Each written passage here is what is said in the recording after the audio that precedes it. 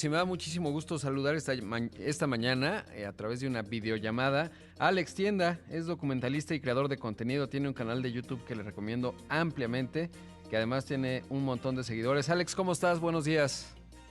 Rodrigo, ¿qué tal? Buenos días, un gusto saludarte. Qué gusto, mi admirado Alex. Oye, primero que le cuentes al público dónde pueden ver todos tus contenidos, porque además, pues uno que te ha puesto en mucha visibilidad es que hiciste uno recientemente hace unos meses, a mí me impresionó Ujú. mucho, de visita allá en Afganistán. Te tocó el Ramadán, entonces realmente pues ha sido apenas, yo creo que es, no sé si habrá alguien más que haya hecho algo similar en el mundo en términos de la cercanía con la caída de Afganistán, pero bueno, primero lo primero, ¿cuántos usuarios tienes en YouTube? ¿Cuántos suscriptores? ¿Cuál es el tamaño de la De proyección la de tu audiencia. contenido? Exacto.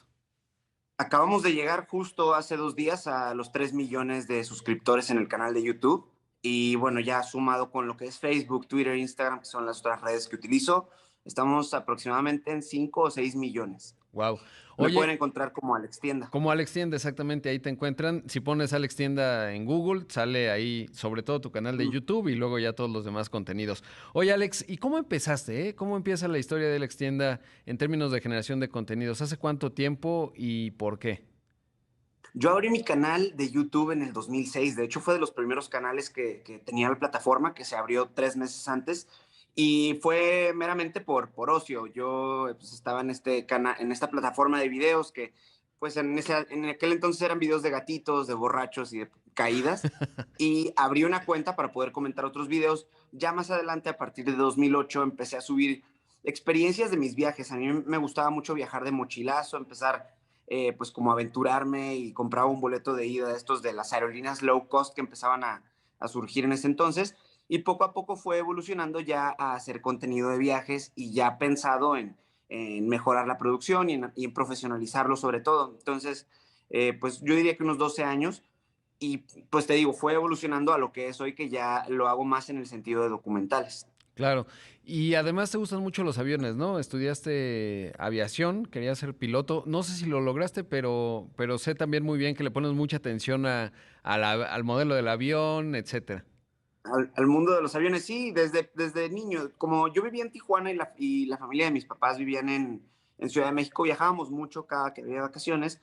Entonces yo creo que el contacto con los aviones desde pequeño me empezó a enamorar del mundo de la aviación. Estudié la carrera de pilotos y tengo mis licencias de piloto privado, la licencia de piloto comercial. Ah, Solo que cuando ya estaba en esa etapa de la vida donde pues ya empiezas a, ok, bueno, vamos a buscar entrar a una aerolínea, yo ya había empezado con mi proyecto de hacer videos y pues me estaba yendo pues relativamente bien. Prometía que pues sí iba a ser un camino que podría también interesarme mucho. Entonces tuve que tomar la decisión y decidirme por el mundo del entretenimiento, pero sí ligado mucho a la aviación. Como dices, hablo mucho de aviones en mis videos, le explico a la gente muchas cosas sobre pues temas de la aviación, también sobre todo para que puedan perder el miedo a volar. claro. Oye, ¿y cuándo, o sea, de 2006, cuándo ya empezó a convertirse en una plataforma en la que podías vivir?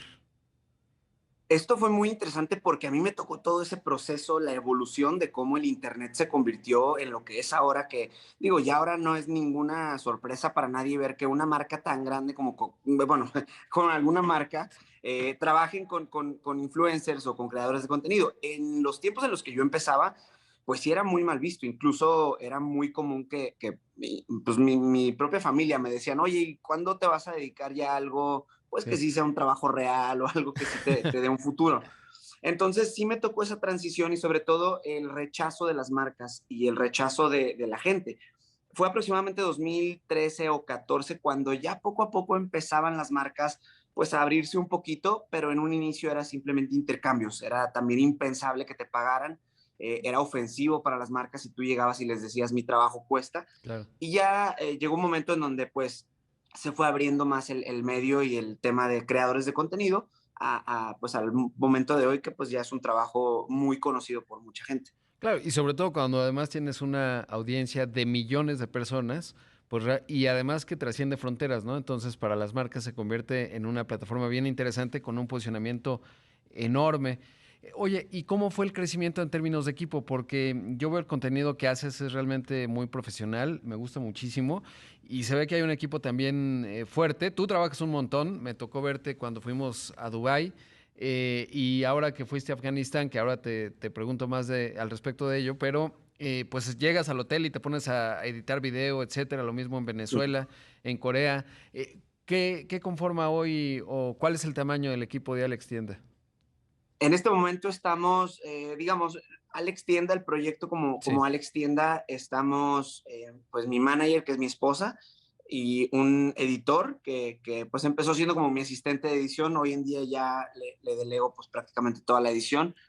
Y de parte de Media Travelers, que es como una empresa hermana, es Ajá.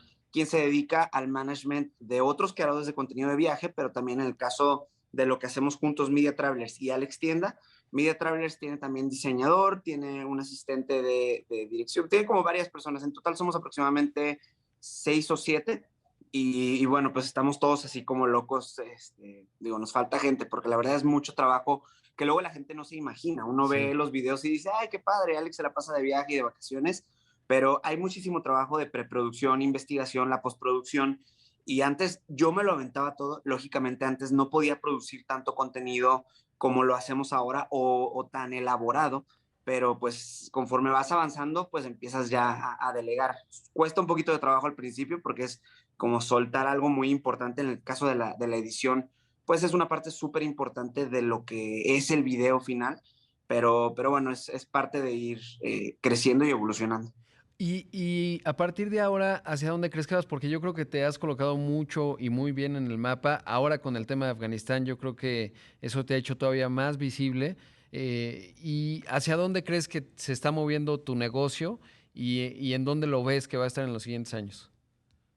Yo empecé siendo más enfocado en turismo, Ajá. siempre me llamó mucho la atención como todo el tema de viajar y recomendarle a la gente cosas de viaje, sigue eso en mi canal, pero como dices, el tema de Afganistán se suma a una serie de documentales o contenidos de este tipo que he estado haciendo, como Chernóbil, Corea del Norte, Venezuela, ahora Afganistán, y creo que va por ahí. A mí me apasiona mucho la historia y me gusta mucho investigar sobre este tipo de historias sobre todo de la Segunda Guerra Mundial al presente, y que nos hacen entender mucho la cultura y otras maneras de vivir alrededor del mundo y sobre todo poder tener más empatía, tener más tolerancia ante otras maneras de pensar, religiones, etcétera. Entonces creo que es muy importante compartir eso y sobre todo creo que la gente lo ha estado tomando bien. Ha tenido mucho éxito este formato y pues mi intención es moverlo hacia allá. Ya no tanto en temas de ir a lugares con conflictos bélicos o Ujú. conflictos sociopolíticos, de pronto pues variarle, ir a lugares con mucha naturaleza, diferentes tipos de destinos, pero sí que siempre sea educativo y que sea algo que le deje algo de valor a la gente y pues eventualmente llevarlo a una plataforma de streaming que ya estamos ahorita en Ah, qué bien. pláticas para que sea pronto. Con alguna de los jugadores, pues no hay muchos, ¿no? Está Netflix, Disney Plus, Paramount Plus, HBO Max, entonces me puedo imaginar por dónde Sí. andas. Oye, Alex, ¿y cuál es tu siguiente gran viaje que tienes? Tu siguiente proyecto, más Estamos bien. ahorita muy emocionados porque retomamos uno que se había tenido que postergar por la pandemia. Ya estaba todo listo para que me fuera en marzo del 2019 o 2020, ya ni me acuerdo cuándo empezó todo lo de la pandemia, pero ya tiene como 2 años que se postergó. Afortunadamente parece ser que ya lo vamos a poder hacer en octubre. Todavía no es 100% seguro, pero todo apunta a que sí. Y nos estaríamos yendo a Nepal para ir a grabar Wow, qué bien. en los Himalayas. Vamos a subir al campamento base de Everest y es un documental que va a enfocarse mucho en temas pues, hablar sobre el cambio climático y cómo esto Ujú. está afectando el deshielo de los glaciares de los Himalayas y pues todo lo que eso puede repercutir en el mundo. Claro. Oye, ¿y cuál es el país en donde más te ven? En México y durante un tiempo fue Venezuela a Claro. raíz del documental de Venezuela, pero también lo de Venezuela me abrió puertas mucho en Chile, en Perú, Colombia, Estados Unidos, España, por el tema de que hay mucho venezolano que tuvo que emigrar, Claro. pero sigue siendo México siempre el primer lugar. Alex, debo hacer un corte, pero te pido si te mantienes en la videollamada para Claro que preguntarte sí. del tema de Afganistán. Estoy conversando esta mañana con Alex Tiende, él es documentalista y creador de contenido, lo encuentra en YouTube y en todas las plataformas prácticamente. Estoy conversando esta mañana con Alex Tienda, documentalista y creador de contenido. Como le digo, tiene un canal pues muy exitoso en YouTube. Y Alex, bueno, una de las cosas que además quiero recomendar, sé que me escuchan muchos universitarios y profesores, si quieren una clase de economía, de cómo se destruye una economía, cuál es el papel que tiene un banco central, como el Banco de México. El capítulo 4 de El viaje de Alex a Venezuela es realmente formidable porque además pues muestra justo cuando, ahora que le quitaron, creo que ya van en 12 ceros al Bolívar y sigue siendo una cosa extraordinaria y uno puede ver ahí a Alex comprando con fajos y fajos y fajos y fajos de billetes dulcecillos y cosas por el estilo, porque pues prácticamente la economía de Venezuela se ha pauperizado y eso me lleva también a contar que una de las cosas que me parece maravillosa del contenido que generas, Alex, es el contexto que le pones, ¿no? Porque cuando estás ahí en, digamos, en el lugar, por ejemplo, ahora que estabas en Kabul, pues lo Sí. vas contando como, pues voy saliendo del aeropuerto y voy viendo las cosas y luego pones contexto, estos son los talibanes, así surgieron, esto es lo que pasó, destruyeron los budas, etcétera, y eso me parece que es realmente también muy valioso porque le das mucho contenido y mucho contexto a las personas que te ven. Y ahora sí preguntarte, ¿cómo viste Afganistán? ¿Cuál es tu experiencia a propósito de ese viaje?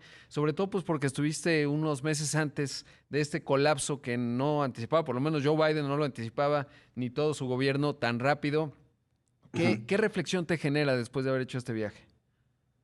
Pues digo, afortunadamente logramos estar ahí justo antes. La verdad es que ahora que hemos estado platicando mucho al respecto y que ya todo el mundo está tomando el tema, se habla mucho de, oye, qué suerte tuviste y fue coincidencia. Realmente sí teníamos el propósito de documentar previo a la salida de Estados Unidos porque ya se había anunciado. El día que Ujú. yo mando mi visa para Afganistán, bueno, mi pasaporte para la visa de Afganistán, ya fue el mismo día, justamente coincidió, eso sí fue coincidencia, que Joe Biden anunció que cambiaba la fecha que Donald Trump había acordado con los talibanes de salida de las tropas para el 1 de mayo y Ujú. la cambió para el 11 de septiembre. Ahora, el 11 de septiembre de este año se celebran 20 años de los atentados del 11 de septiembre en Nueva York, lo cual, pues lógicamente, pues te da a entender que lo que Estados Unidos pensaba para la salida de las tropas de Estados Unidos de Afganistán es que iba a ser una fecha pues muy simbólica y de celebrar y todo.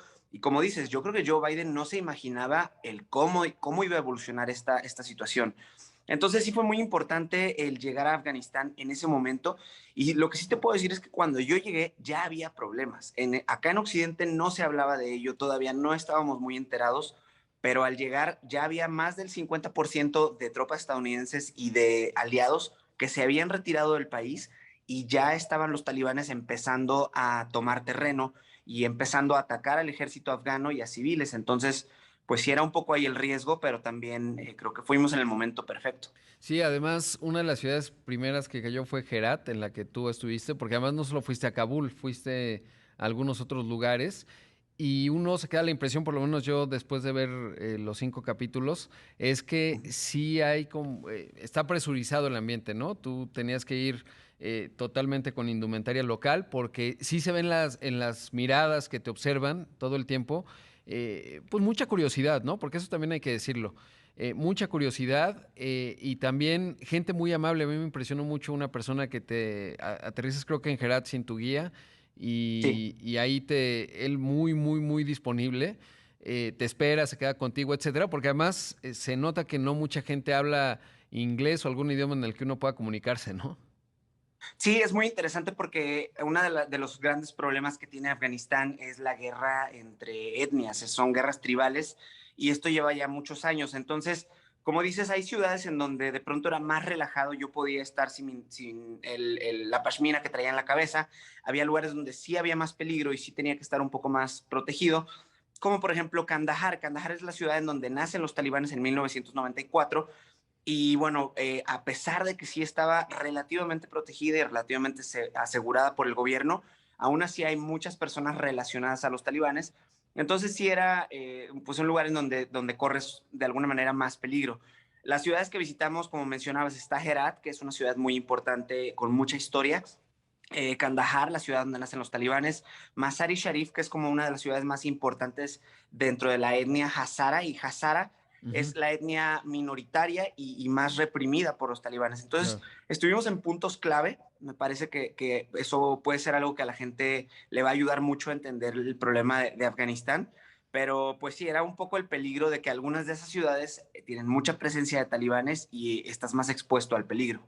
Y es otro entorno, ¿no? Algo que también pude, digamos, atestiguar en tu video, es la normalidad, porque a veces cuando se ven las noticias, uno piensa que todo es, digamos, todas las personas son malas o buenas, etcétera, y lo que ves es que, igual que en México ocurre, se va normalizando un poco esta forma de vida en donde tienes un arma larga, y eso no quiere decir que eres ni un criminal ni nada, simplemente es el entorno en el que te está tocando vivir y ver esa normalidad con la que transcurre la vida en un país que evidentemente está pues en una guerra civil ya cuando tú estabas ahí y que ahora pues se habrá intensificado. ¿Qué sabes de tus guías y qué te dicen, digamos, aquellos con los que tuviste contacto en tu viaje a Afganistán que siguen allá?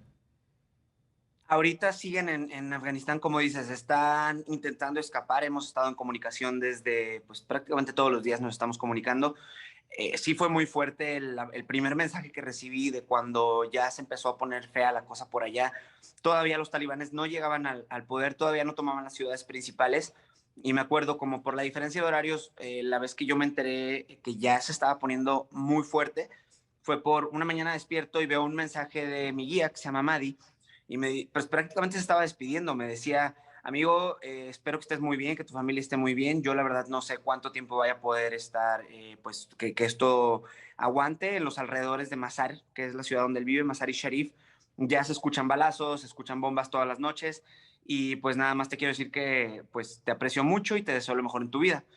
Entonces, a partir de ahí sí fue como mucha tensión porque estamos haciendo todo lo posible porque escapen, pero el problema es que hay millones de personas intentando Sí. escapar y todas las vías ya están prácticamente bloqueadas. Todas las fronteras, todas las vías de escape terrestre están bloqueadas por talibanes y los aeropuertos, bueno, ya viste las imágenes, son pues bastante impresionante la manera en que millones de personas, bueno, miles de personas están ahorita en los aeropuertos haciendo todo lo posible, incluso por escapar colgados de un avión, cosa que ya se vuelve impensable que alguien prefiera morir de esa manera, pero pues te dice mucho de lo que viven a manos de los talibanes.